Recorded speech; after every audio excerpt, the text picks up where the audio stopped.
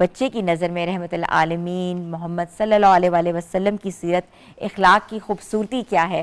تو میں ویلکم کرتی ہوں ارباب خان سکینہ کو اور ان کے ساتھ ارحم خانزادہ کو. السلام علیکم ارباب. وعلیکم السلام. کیسی ہیں آپ ارباب؟ میں اللہ کا شکر ٹھیک ہوں. ارباب اتنے پیارے ویوز، اتنا خوبصورت انداز میں آپ بیان کرتی ہیں. کب سیکھا، کیسے سیکھا، کس سے سیکھا؟ میرے پاپا میرے لیے ایک رول ماڈل ہیں. میں نے ہمیشہ ان سے ہی سیکھا ہے، اور جب میں 5 سال کی تھی تب سے میں نے یہ سب موٹیویشنل اسپیکنگ اور ڈیبیٹنگ شروع کیا. اچھا، ویری نائس. اچھا سکینہ، مجھے بتائیے گا کہ آج کا جو دن ہے، آپ کو پتہ ہے بہت بڑا دن ہے، جشن کا دن ہے، 12 ربیع الاول مسلمانوں کے لیے عید کا دن ہے. اس موقع پر آپ کے دل میں نبی کریم صلی اللہ علیہ وآلہ وسلم کے لیے کیا جذبات ہیں، کیا بیان کریں گے؟ آج کا دن ہمارے لیے ایک عید میلاد النبی بھی ہم اس کو کہتے ہیں.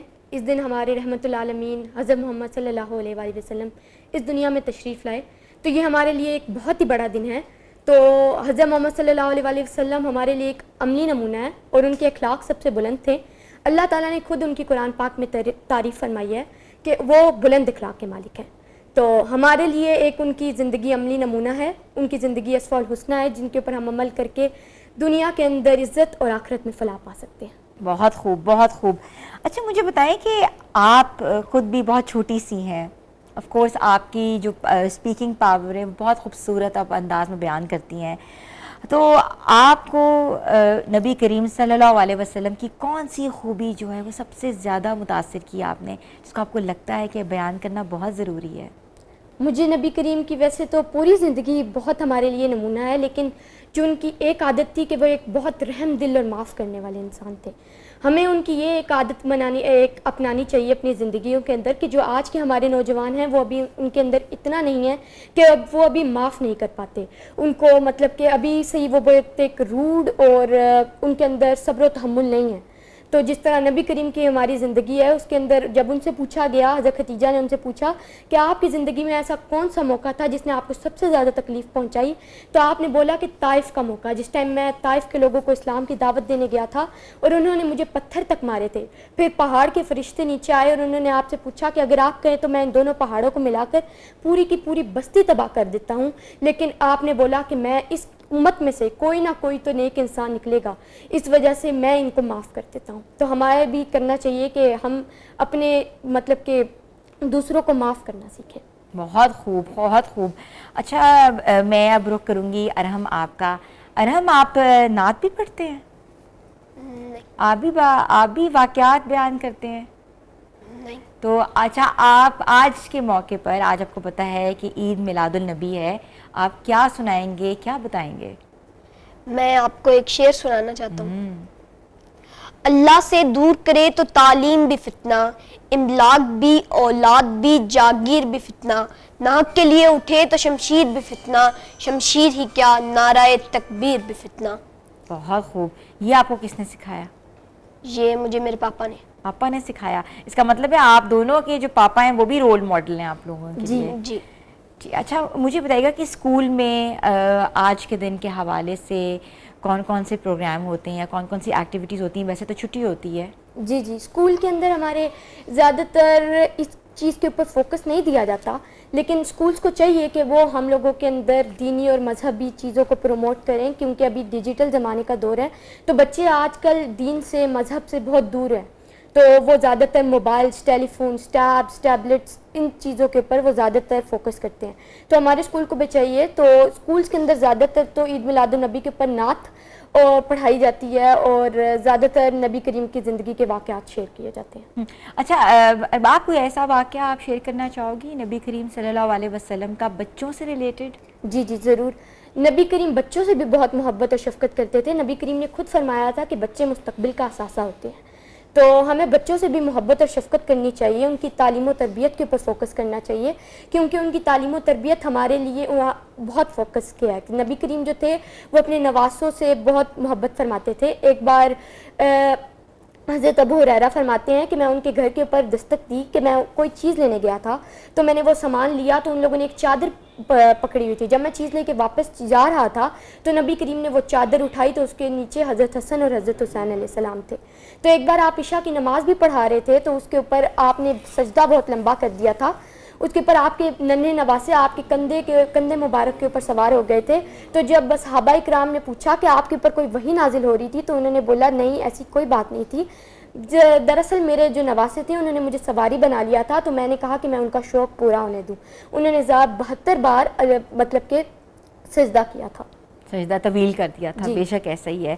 اچھا ارباب, آپ نے نبی کریم صلی اللہ علیہ وسلم کی عقیدت میں کوئی نذرانہ بھی پیش کرنا ہے, تیار کیا ہے, وہ بتائیں مجھے. چہرہ ہے کہ انوار دو عالم کا صحیفہ, چہرہ ہے کہ انوار دو عالم کا صحیفہ, آنکھیں ہیں کہ بحرین تقدس کے نگی ہیں, ماتھا ہے کہ وحدت کی تجلی کا ورق, عارض ہے کہ والفجر کی آیت کے امی ہیں, گیسوں ہے کہ واللیل کے بکھرے ہوئے سائے, گیسوں ہے کہ واللیل کے بکھرے ہوئے سائے, ابرو ہے کہ کوسین شب قدر کھلے ہیں, ماتھا ہے کہ برفقے زمیں اوج سریا, لب صورت یاقوت شعاؤں میں دھلے ہیں, باتیں ہیں کہ طوبا کی چٹکتی ہوئی کلیاں, لہجہ ہے کہ یزداں کی زباں بول رہا ہے, خطبے ہیں کہ ساون کے امڑتے ہوئے بادل, کہنے کو تو اسرار جہاں کھول رہا ہے, یہ دانت یہ شرازہ شبنم کی تراشے, یاقوت کی وادی میں دھمکتے ہوئے ہیرے, شرمندہ تابو لبو دندانے پہ امبر, حرف بے سناہانی وہاما بے سریرے, یہ موجے تبسم ہے کہ رنگوں کی دھنک ہے,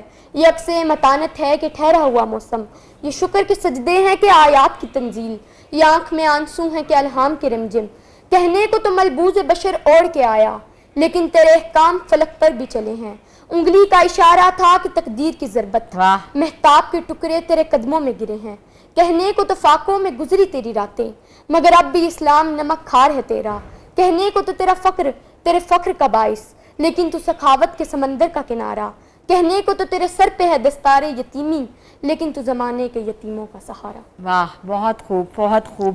اچھا ارباب, یہ کس نے لکھا, کس نے سکھایا آپ کو, اور کتنا ٹائم لگا؟ یہ شاعر محسن نقوی کا ایک نظم ہے جو شاعر محسن نقوی نے خود لکھی تھی. تو یہ میں نے مطلب کہ میرے پیرنٹس نے مجھے یاد کروائی ہے اور میں نے خود یاد کی ہے, اور اب مجھے یاد ہے. اس کو مجھے یاد کرنے میں 1 سے 1.5 گھنٹہ لگا تھا. اچھا ارباب, اسکول میں ڈیبیٹس ہوتی ہیں, جی جی, آپ پارٹیسپیٹ کرتی ہو, جی جی, تو آپ کا موسٹلی ٹاپک کیا ہوتا ہے؟ میں زیادہ تر پولیٹیکل ایشوز کے اوپر بات کرتی ہوں. کہ میرا خود ایک ٹک ٹاک کے اوپر چینل ہے اور فیس بک کے اوپر, اس کے اوپر میرے لاکھوں اور ملینز کے فالوورز ہیں, اور میں اس کے اوپر بات کرتی ہوں پولیٹیکل, کہ ہمارے حکمرانوں کے بارے کے اندر بات کرتی ہوں, اور مسائل ڈسکس کرتی ہیں, پولیٹیکل سیٹائر. ٹھیک ہے, ویری نائس, ویری نائس.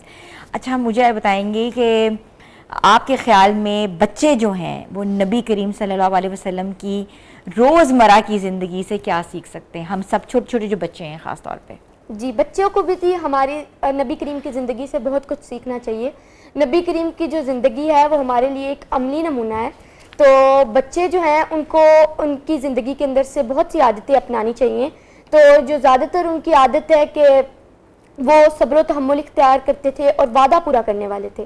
ان کی سب سے اچھی عادت جو تھی کہ وہ وعدہ پورا کرتے تھے. تو نبی کریم جو تھے انہوں نے ایک فرمایا تھا کہ جو منافق ہے اس کی 3 نشانیاں ہیں. ایک کہ جب وعدہ کرے تو وعدہ پورا نہ کرے, ایک تو جب جو بات کرے وہ پوری نہ کرے, سچ نہ بولے. یہ منافق کی انہوں نے 3 نشانیاں قرار دی تھی. تو نبی کریم جو تھے وہ خود ایک وعدے کے پابند تھے. ایک بار ایک شخص کے ساتھ آپ کا وقت, ٹائم, سب کچھ مقرر تھا, آپ ایک بار ادھر پہنچ چکے تھے لیکن وہ شخص نہیں آیا. تو آپ نے مسلسل, روایات میں آتا ہے کہ 3 دن آپ نے مسلسل اس شخص کا انتظار کیا, اور 3 دن بعد جب وہ شخص اس جگہ پر آیا تو آپ نے اس سے صرف اتنا کہہ دیا کہ تم نے مجھے کیوں تکلیف پہنچائی. تو ہمیں نبی کریم کی زندگی سے کرنا چاہیے کہ ہمیں وعدہ پورا کرنا چاہیے, صبر و تحمل اختیار کرنا چاہیے, بچوں کے ساتھ محبت شفقت کرنی چاہیے, کسی کو تکلیف نہیں دینی چاہیے. جی, کسی کو تکلیف نہیں دینی. اچھا ارہم, آپ کیا بتائیں گے مجھے آج کے دن کے حوالے سے؟ آج کا دن ہمارے لیے بہت اچھا دن ہے. آج آپ صلی اللہ علیہ وسلم دنیا پر تشریف لائے, اور آپ صلی اللہ علیہ وسلم کی زندگی ہمارے لیے اسماء الحسنہ ہے. ہمیں بچوں سے ہمیں بچوں سے محبت کرنی چاہیے, ہمیں شفقت سے پیش آنا چاہیے, ہمیں شفقت سے پیش آنا چاہیے, ہمیں وعدہ پورا کرنا چاہیے. اور آپ صلی اللہ علیہ وسلم بچوں سے بہت محبت کرتے تھے. بالکل ایسا ہی ہے.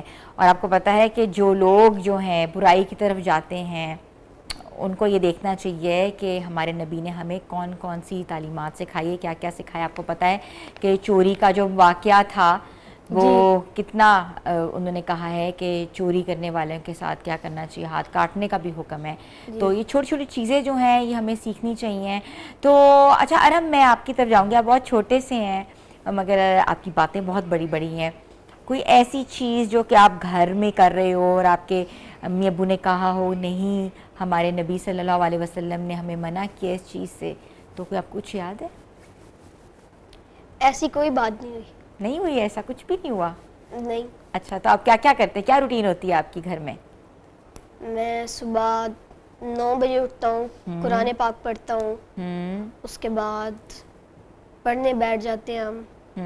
پھر فجر کی نماز کے وقت بھی اٹھتا ہوں، فجر کی نماز پڑھ کے اس کے بعد ہم ظہر کی زیادہ نماز تر اس پڑھتے ہیں. چھٹیوں کے اندر ہم لوگوں نے قرآن پر فوکس دیا تھا، اور ایسے نہیں کہ قرآن کو اگر جس طرح آپ اگر انگلش میں بھی کتاب پڑھتے ہیں تو آپ اس کے معنی ڈھونڈتے ہیں، ڈکشنری کھولتے ہیں کہ پتہ چلے کہ کیا تفسیر سے پڑھا تھا آپ نے. جی، ہم قرآن پاک کو آپ ترجمے سے شروع کریں کہ اللہ ہمیں قرآن میں کہہ کیا رہا ہے، کہ ہمیں سمجھ آئے کہ قرآن کیا کہہ رہا ہے. تو اس چھٹیوں کے ہم نے 2.5 سپارہ جو ہے وہ ترجمے سے اچھا، وہ کون سے سپارے تھے؟ جی، ایک پہلا سپارہ اور ایک دوسرا سپارہ، اس کو ہاف کیا.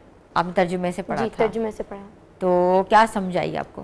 مجھے ہم لوگوں نے اس کے اندر بہت کچھ سیکھا کہ قرآن کے اندر ہمارے بارے کے اندر بہت سی ہمیں دینی تعلیمات دی گئی ہیں. اس کے اندر ہمیں بتایا گیا ہے کہ جو زیادہ تر ہمیں قرآن کے اندر ہدایت کے راستے کا بتایا گیا ہے